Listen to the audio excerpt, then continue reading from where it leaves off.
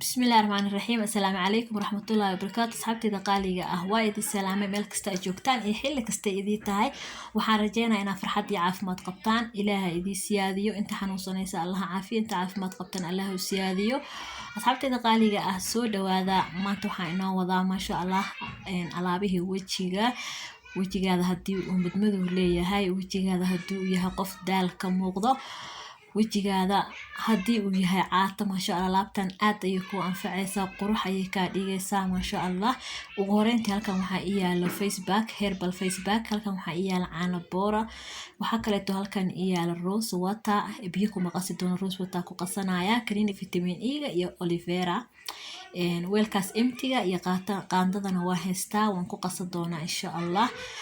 ugu horeyntii weelkan waxaa ugu qasanayo waxaan rabaa inaan la dhigto wiiraan 3 days camal in aan marsado oo fridge-ka gashto.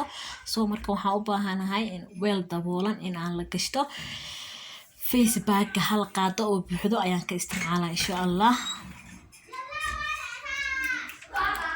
waxaan ku shuba doonaa dhaladan, waxaan soo qaadanaya qaandada cuntada lagu cuno, midaas ayaan ku qasan doonaa insha allah. alaabtan wejigaada waxay ka dhigaysaa ku dhexe lama arag lamana maqal maasha allah.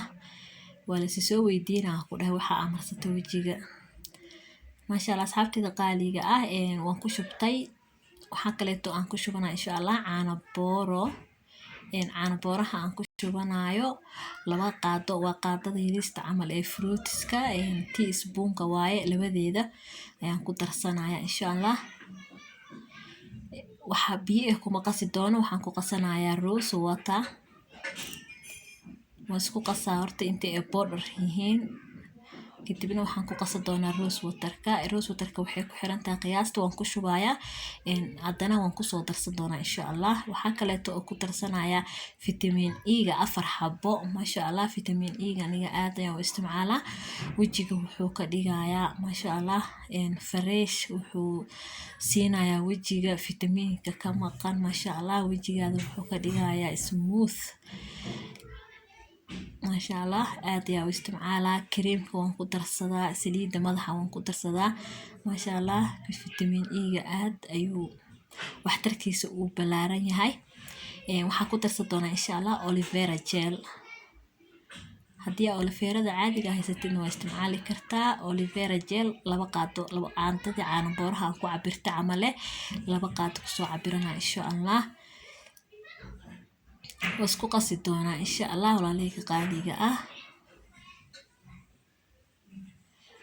waxyar caano boora meesha iiga daatay, waan isku qasaa insha allah. waxaan rabaa alaabta inay si fiican isku dhex gasho. waxyar way adagtahay, waxaan kusoo dari doonaa rose waterkii ayaan kusoo dari doonaa insha allah. isku qasaya insha allah. waxyar isku soo yeelana marka lagu daro biyaha, marka waxaan rabaa inaan si fiican u qasto si smooth oo u noqdo.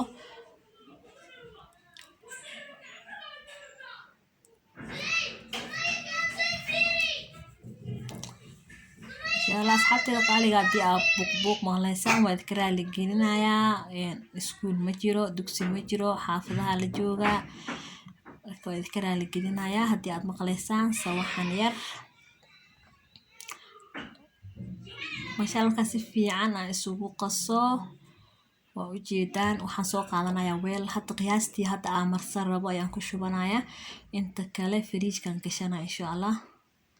qiyaasta hadda aan marsan rabo bis ayaan ku shubanaa halkan insha allah. waa ujeedaan maasha allah sida uu kusoo baxay.